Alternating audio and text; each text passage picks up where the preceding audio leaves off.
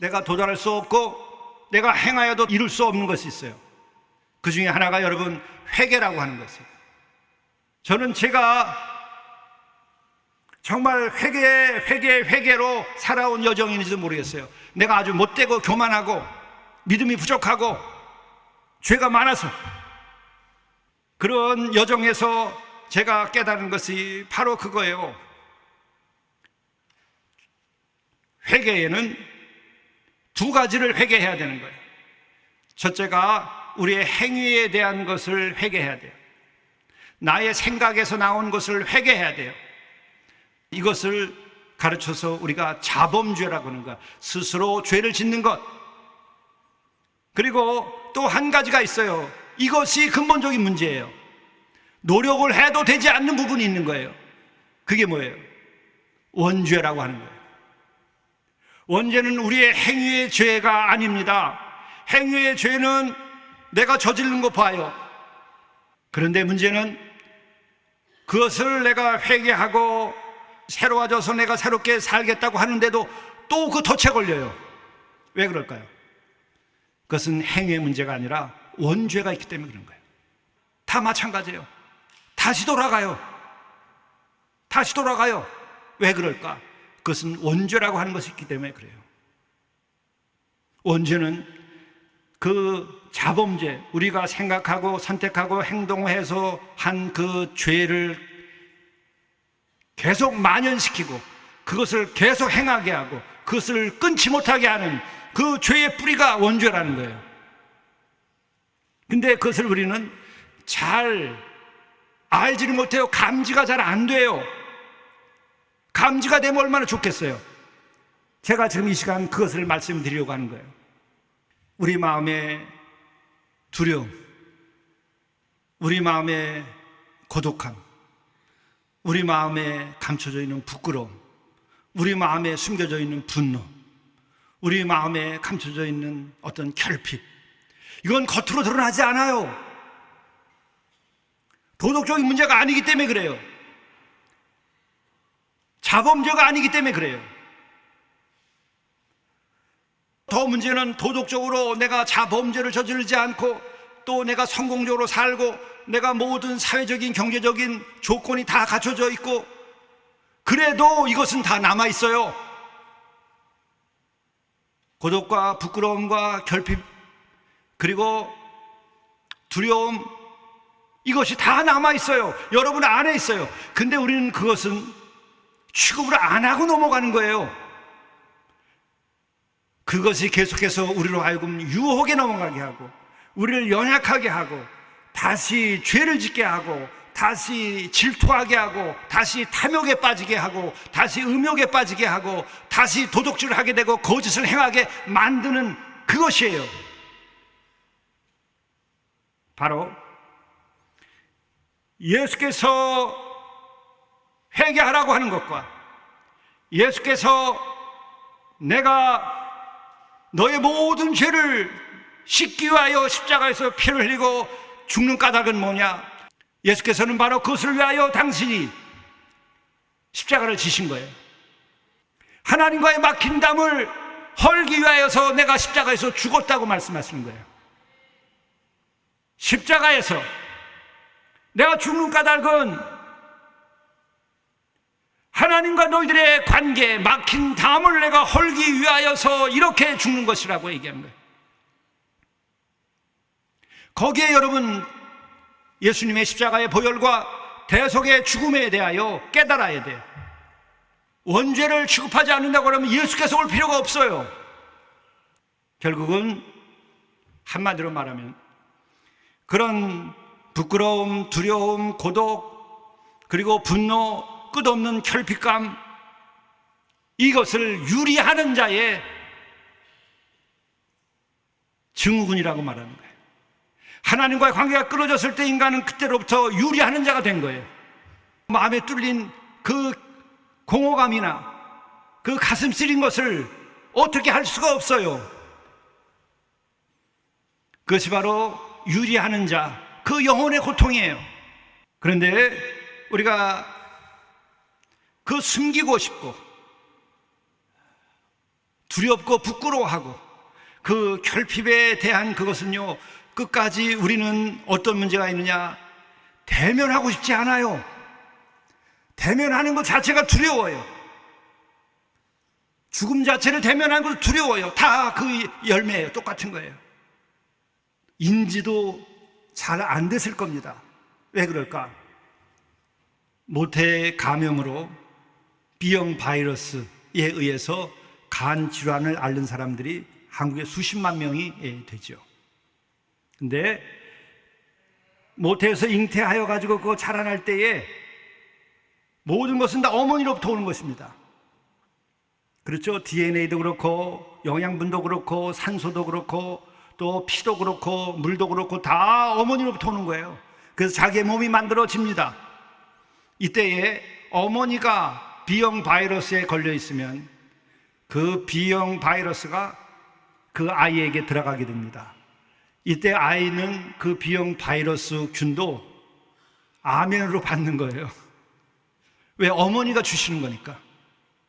그래서 내 것으로 받아들여요. 그리고 내 것으로 내 몸에 간직하고 있기 때문에 나중에 커서 항체가 안 생겨요. 왜? 나의 한 부분이니까. 나의 한 부분이니까. 어머니로부터 받은 거니까. 내 것이에요. 내 몸의 일부예요. 그게 원주예요. 산불이 나면 여러분 그 불길을 한 달, 두 달, 석 달도 끄지 못해요. 아예 불로 심판해버리지. 그러나 그렇게 하지 않겠다고 하시는 거예요. 그래서 회개하라는 거예요. 나는 도무지 심판할 수 없고 구원해야만 하기 때문에 내가 왔다. 그게 예수님이에요. 내가 너희를 심판할 수 없어서 구원하기 위하여 정말 너희들이 이렇게 유리하는 자로 살아가는 이 지구에 살고 있는 내 영혼들이 내가 너무나 가슴이 아프고 고통스러워서 내 아들을 보내줬다. 심판하기 위해서요? 심판하기 위해서는 예수가 오실 필요가 없어요. 심판하기 위해서는 하나님께서 사람의 몸을 입고 오실 필요가 없어요. 십자가는 고사하고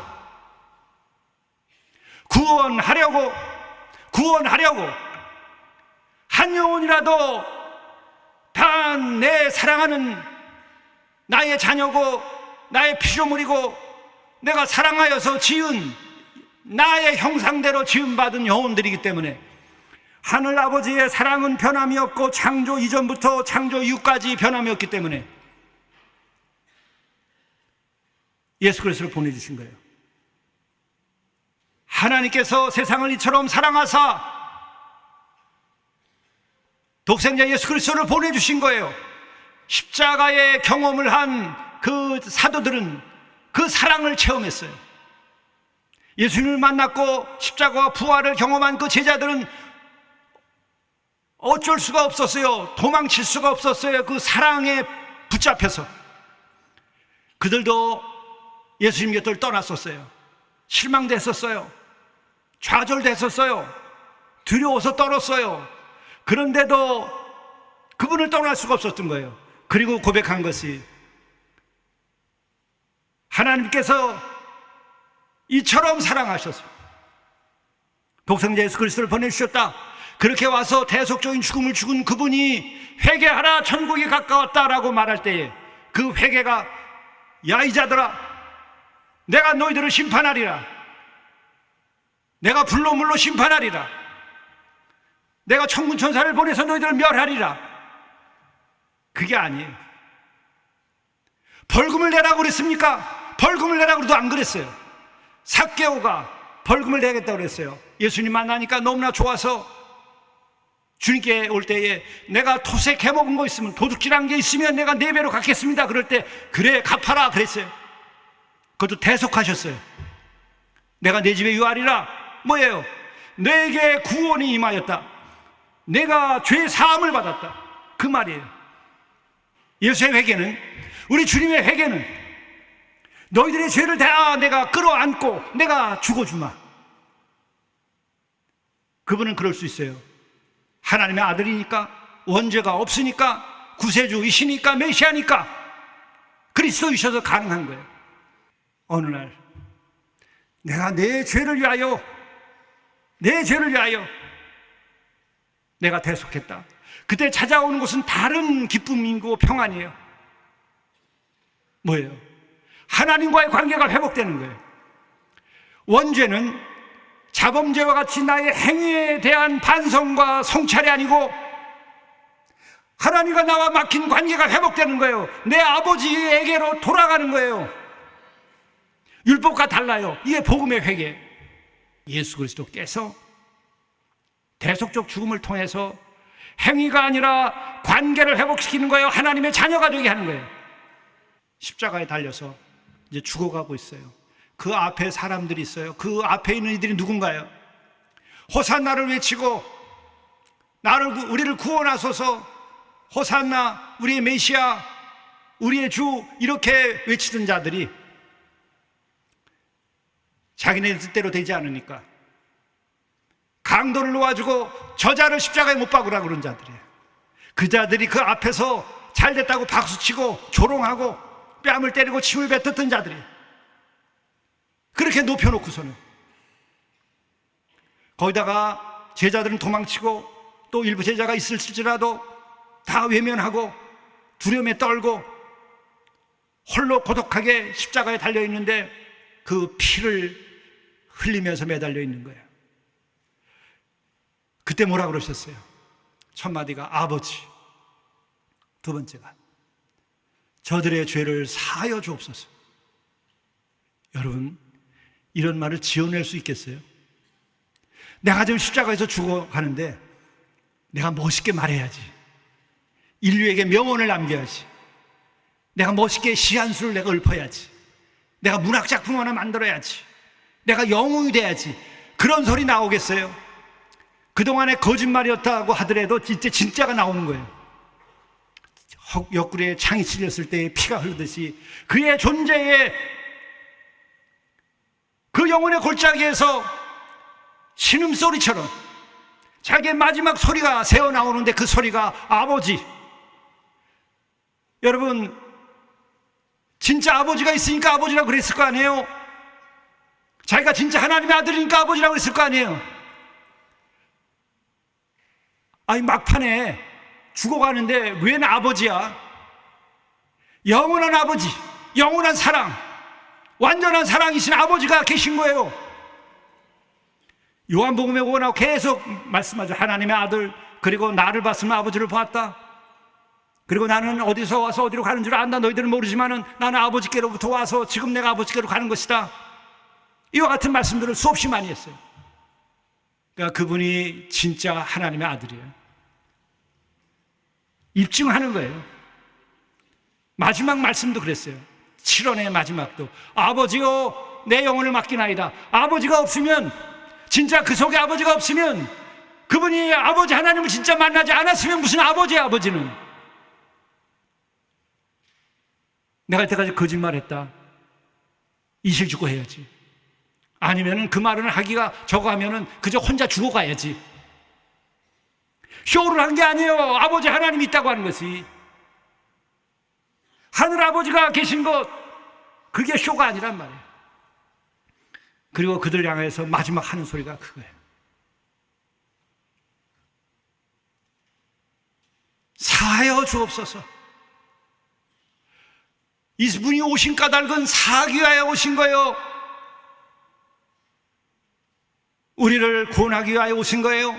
당신이 성공하고 잘 먹고 잘 살고 이름 내고 메시아가 되기 위하여 온 게 아니라 메시아이신 분이 오신 거예요. 하나님의 아들이 되려고 한 것이 아니라 이미 하나님의 아들이 우리에게 오신 거예요. 그러니까는 죽어가면서도 당신의 사명을 다하는 거예요. 사하여 주옵소서.